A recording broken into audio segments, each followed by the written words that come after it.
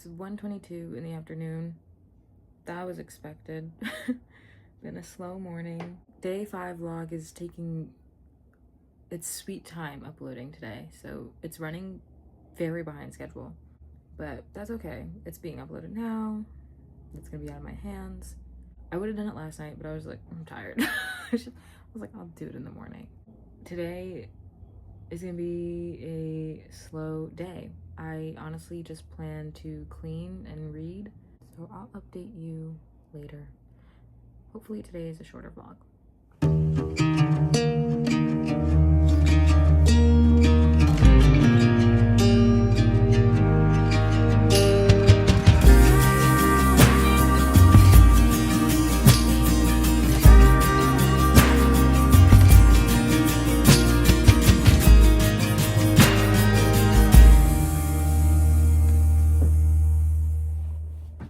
Okay, it's a couple hours later. I got the video uploaded. I organized my mom's closet, at least some of it. Like, I was sorting her winter clothes from her summer clothes and just separating them. And then I cleaned the dining room table, put in a load of laundry, but I'm hungry. So now it's time to eat, but I don't know what I want to eat. We have leftovers from yesterday, but I don't really want KFC leftovers. Might have to do the leftovers. I'm gonna do this yogurt first, and then if I'm still hungry, I'll do the leftovers. This is the wee yogurt, the dairy-free one. The problem is that this definitely isn't the healthiest kind of yogurt because of all the sugar and stuff, but it's a good dairy-free alternative. Especially like with the texture. I feel like with most dairy-free yogurts, a lot of them are like a watery texture. This one is not. My neurodivergent spoon. This one's not. Like, this one has like a yogurt, you know, consistency. So I appreciate that. So I'm gonna eat this and then maybe eat some leftovers, and then after that I have to go clean my room, and then probably gonna read for a little bit. So I'll update you then. Change plans. We're going to the grocery store. Got a candy cane, so we can get some chicken, and then we're gonna come back and we're gonna make some dinner. A real chill day. I also just need a break from the really long vlogs because somehow they just keep getting longer. Don't know how, but to the store we go.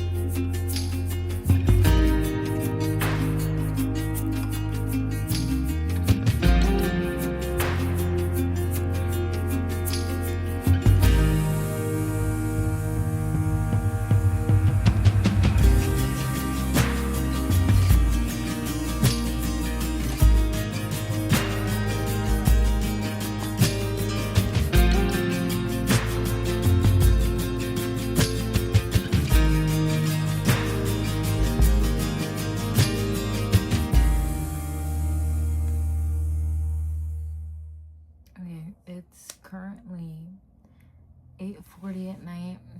Had dinner, cleaned everything up. I think right now I'm gonna read. But here's my dilemma.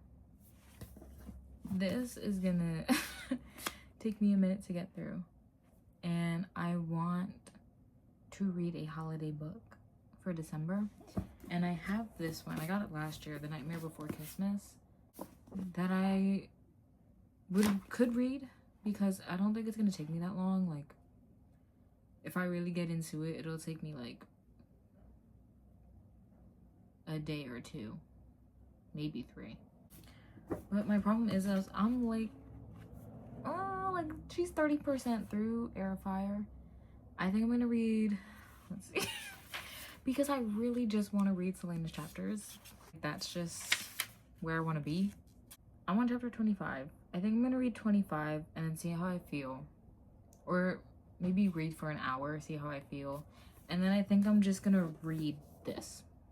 Like, I think I'm just gonna set this aside and then read this book. I'll check back in an hour and we'll see how we feel. Okay, it's currently around 10:30, so it's been 2 hours. I did take a little doom scroll break. I don't know how long that lasted, but I made it to chapter 31. I was on chapter 25. Finally made it to chapter 30. It's been 3 days. So, as I said in a previous vlog, this is a reread for me. We're reading it for our book club. Like, reading it again, it's like you're finally just able to like see the foreshadowing of everything and see how things are coming together. I never used to be a person who reread books, but I'm finding that I do like rereading books because it's actually kind of ridiculous. Like, what do you mean I bought a book and I'm just gonna read it once? That's weird. That's weird. You know what I mean? Like, you watch movies over and over again. What's the difference between a book and a movie?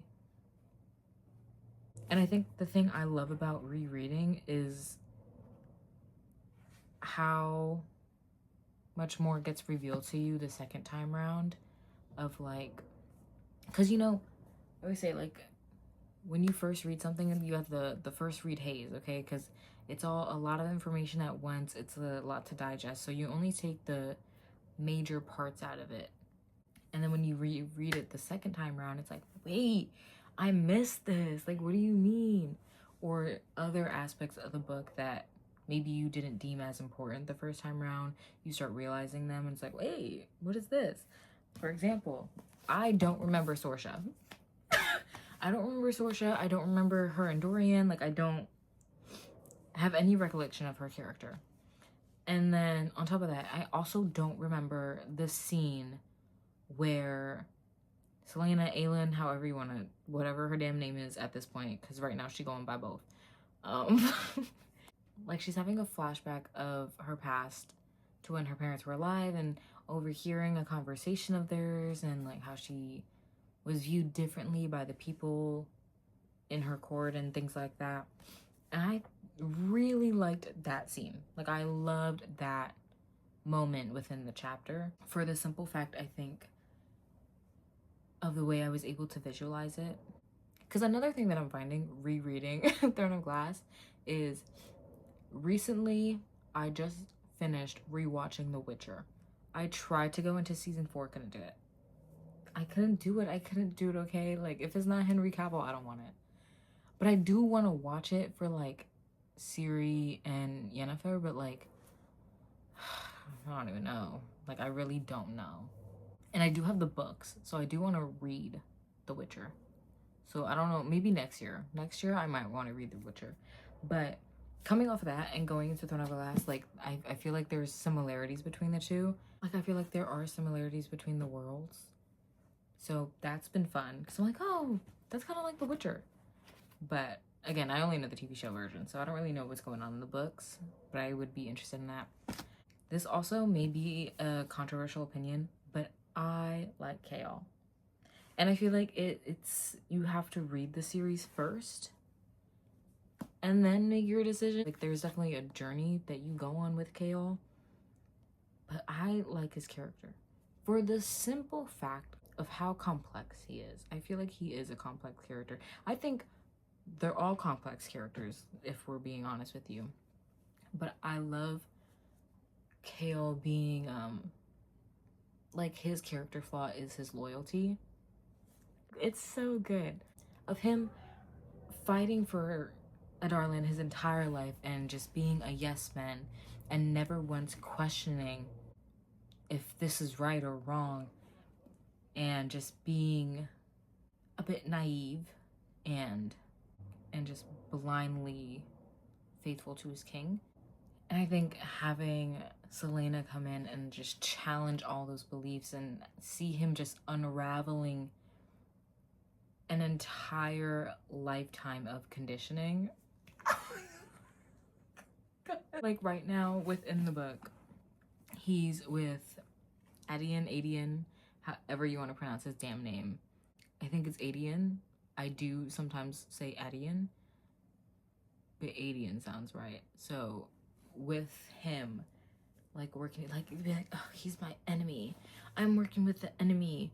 What would my fellow guards think about me turning my backs on them? And it's like, it's so interesting.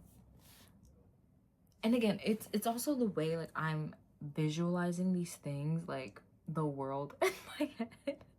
Because I think the same goes for Dorian, of like just the concept of him being this prince in court who's bored with his life. And I think just him growing up of like, I'm bored. Him growing up and basically just not agreeing with his father. You know, he just looked at things differently. And the way like everyone in his life is lying to this man. And just his journey in general, which I think is a little more hard for me to figure out or pay attention to, I feel like. Even Menel and like her, I'll be so honest with you. I was reading, I think it was chapter 27, where they were trying to get the saddle on Abraxos, and she like goes up to him and like puts her hand out, and he like presses his head to her hand, and I'm like, girl, this is just How to Train Your Dragon. Like, it's The Witcher meets How to Train Your Dragon meets Rain. Like, meets, oh my god, like, I don't know. I think that's interesting in what she adds to the plot and where we're going forward with like how everything else is gonna unravel. That's where I am right now with my thoughts. Moving on from the story to the author herself, I read ACOTAR first, and then I dove into Throne of Glass, and then Throne of Glass put me in the biggest reading slump of my life, so I never made it to Crescent City. And then now we're with book club. We just read ACOTAR again, so I reread it. We didn't read it again, I read it again. But reading Throne of Glass, and a lot of my friends can attest to this, is that it feels like a different author. In the sense of, you can just feel how much she lived in this world and cared about these characters and the heart that she put into this story versus ACOTAR, where like it just doesn't feel like that. Like there's still care within ACOTAR, but it definitely doesn't feel the way Throne of Glass feels. Like this just feels like she put her blood, sweat, and tears into this series. You know what I think it is? I think part of it is that because Throne of Glass started off as a young adult series, that it forces you to focus on the yearning and the tension and the plot. Whereas in ACOTAR, it is very, it's not very, but it does get heavily explicit and into smut territory as the series goes on, especially Silver Flames. That's it. That's it. Like that's it right there. That's the connection. That's why it feels different. I miss tension. I miss yearning. Let's bring that back. Let's bring that back. The other thing that I find, and my friends find as well, is that the pacing within Sarah J. Maas's books, it's like very, very slow. Like it's slow, and then that's it. Like it drags in the middle. And it's not just with Throne of Glass, she does it with ACOTAR as well. She probably does it with Crescent City. And you know, it's not like it's something that she's gonna change because it obviously works for her. That's the writing structure that is obviously successful. so why would she change it? But it does like take a minute. I think Crown of Midnight was perfect pacing. I think Crown of Midnight is a great book. I don't remember what I gave it, but I think Crown of Midnight was a great book, especially as a apparent sequel, right, to Throne of Glass itself. Like, I just think that book was so good. Oh my god. Whereas like this is slow because you have like 50,000 point of views, you're introduced to 1,000 new characters, and it's just like, what's going on here? But again, this is all just exposition. This is all just building up to wherever we gotta get to. This might be a controversial opinion, okay, because everybody freaks out about Kingdom of Ash, and I'm looking to see if my opinion changes by the end of this read. We'll be done in February because we're reading 2 books a month. So we started in October, so then next month we have the tandem read, and then February we'll have Kingdom of Ash. And when I read Kingdom of Ash, I don't know if it's just because it took me maybe like a literal 2 months to finish that book. I don't know if it's because I was in a reading slump or because I didn't want the series to end. I don't know what it was, but I finished that book and I was like, that was it? Like, that's it? I just feel like it could have been done better, especially like the final battle scene. And maybe I wasn't picturing it right, because again, like, information overload. So maybe my opinion will change, we'll see. But I just remember thinking like she couldn't keep her powers. One thing I do enjoy about, I would say, the author, because she does this in ACOTAR as well, because I don't even think this is just this author, I think it's just in stories in general, because I write like that, is when you dive into like the deep emotions of like grief or guilt. You know, like with Feyre after ACOTAR 1. Oh my god, I probably should have put a spoiler warning. But after, I feel like it's a very popular series, and I feel like if you're watching this, it's because you probably read this book before. At the end of ACOTAR 1 and where Mist and Fury picks up, Feyre has like this survivor's guilt and this PTSD because she made this, you know, like she killed somebody. And just the diving into that, how she just like would wake up and like be vomiting her guts out and sweating and having night terrors. Like, I think diving into the mental health of it all and that journey towards finding yourself again and how to live with the decisions that you make, I love it, because she does it with Selena Aelin too, especially now, like after Nehemia passed away and now she's in Wendelin and she's like she don't care about anything. She's like, I don't care, I'm gonna eat bread and drink wine all day long on this damn roof until my skin burns off. She's like, that's gonna be my life. But she like doesn't care about anything, and it's just her trying to find this light Nehemia talked about within herself again, and how to keep moving forward when, oh my god, she has suffered so much. Like, the amount of years that this girl has lived in grief, insane. I just love the way it's tackled. Like, I love diving into those topics. I love healing stories. I love character growth. I also love the difference between Feyre and Aelin, Selena, whatever, whoever she is. The difference between them of like, Feyre was this human girl who only hunted out of necessity to feed her bum family. Don't get me started. Versus Aelin, who is like this trained assassin. Like, the differences between them and the way that they handle death and grief, as well as like the choices that they make within taking a life. Favorite thing ever. I feel like I should maybe get to 50%. I think I'm on 42%. But it's like, should I even do that? Because it's like, once I get a 50%, it's like, might as well finish the book. But the thing is, I want to read this one now. Let's see. Let's read the first chapter together. Sorry. I just remembered I was gonna say a thought about this author that I didn't, and it was about her villains. Especially, like, if you look at Akatar, the King of Hybern, and then if you look at Throne of Glass, the King of Adarlan, which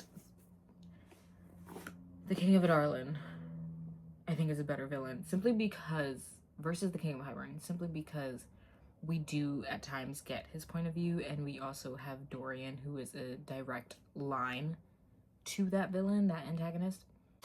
But it's like, why all the ambiguity? That's a word, right? That sounds correct. I know what I'm talking about. Girl was an English major. Let's see. Quick vocab lesson. Quick vocab sesh.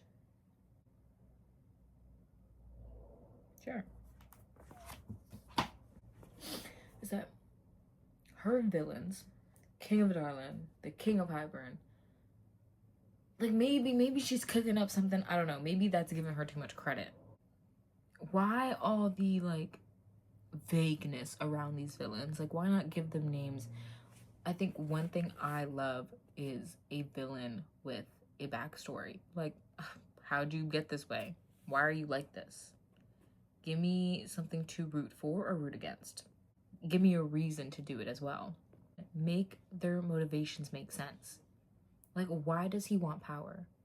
Why, when, you know, he discovered the word keys and then he wants power now, but it's like, why? Like, what led him to make the decisions that he made? And, like, those are never answered. And it pisses me off. Like, I want to know why. Why doesn't he have a name? Why don't we know his name? Why don't we get up close and personal with the King of Hybern, with the King of Adarlan? Also, back to Throne of Glass real quick. The genealogy, someone please, if you're watching this, if you read the series, if you understand it, if you know it like the back of your hand, please comment down below, explain the genealogy, because I don't understand. Okay, I'm lost. This is my reread. This is the second time I've read this book, and I still don't understand. Maeve, Mab, Mala, Deanna, like, who? Dorian, Aelin, Rowan, like, you all related, but you in love? What? What? Like, what? The genealogy. Oh, God. It makes my head spin. I'm like, I don't get it. Especially, like, because everybody got 50 names. Everybody has 50,000 names, okay? Mab, Mala, Deanna, Goddess of the Hunt, Maeve, but now she was, whatever, a fake queen, but now she was turned to goddess. Like, I don't know what you're talking about. They're sisters, but they're not sisters. And then you have Gavin and Elena, and it's like King Brannon, whatever. Who? Where'd you come from? And then let's not even get it started on the damn, what's his name? Erwan Smoothies? What's his name? Is that how you say it? I don't know. Erwan. Just think of the damn Hailey Bieber smoothie. I don't know. However you say his name, then you have them. It's like, I don't know who you are. The family tree is a mess. Okay? I don't understand. It makes my head hurt. Anyways, let me get back to reading this. Where was I? Okay, I'm gonna read the first chapter and then see how I feel about it. Right now, I'm not. Oh, these chapters are long as hell. You're lying. Do you have chapter titles? Like, it said chapter 1. You're lying. Hold on. You're lying. There's no way.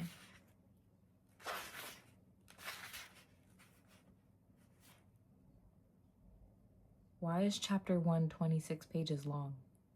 26 pages for what? This will take me a day or two. I don't know about that. I think I lied. So I'll be back with this because this is gonna take me a minute. Okay, I'm on page 6. I don't hate it. It's getting like it's festive. It's festive. It's a vibe. I'm intrigued. It's vague enough that I'm like, I don't know what's going on, and that means I have to keep reading. So That's what I'll do. Okay. I made it to chapter 2. I think I'm gonna like that one. It's cute. It's cute. It's cute. Okay. Okay. I like it. I don't have a lot of thoughts yet. I don't think I was in the headspace to read it because, oh my god, my hair. It's been a day. Because I was reading the first couple pages and none of it was registering. All the lore, all the Christmas lingo, I'm like, well, it's not in one ear and out the other. Is it through one eye and out the other? It just wasn't clicking in my brain, but I think it's because I'm tired. So I think that's all I'm gonna read for today. I want to go watch a movie. I was watching Dylan is in Trouble. I was watching the holiday reaction, and I've also been watching Zoe Suggs' Christmas vlogs, and the past 2 vlogs she's been talking about. She said that The Holiday was one of her favorite Christmas movies, and then Mark came into her video, her best friend, and he said The Holiday was one of his favorite Christmas movies. And I'm like, why does everybody know about this movie? I've never heard of this movie in my life. So now I want to watch it because it looked kind of good. So I think I'm gonna watch that. I'm gonna put on my pajamas. I'm gonna go watch that movie, and then I'm gonna come back, give you my review, and end the vlog. So I will see you when the movie finishes.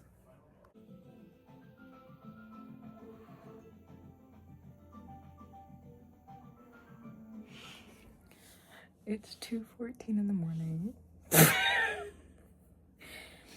I just finished The Holiday. It was my first time watching it, and it was really cute. I really liked it. I really liked it.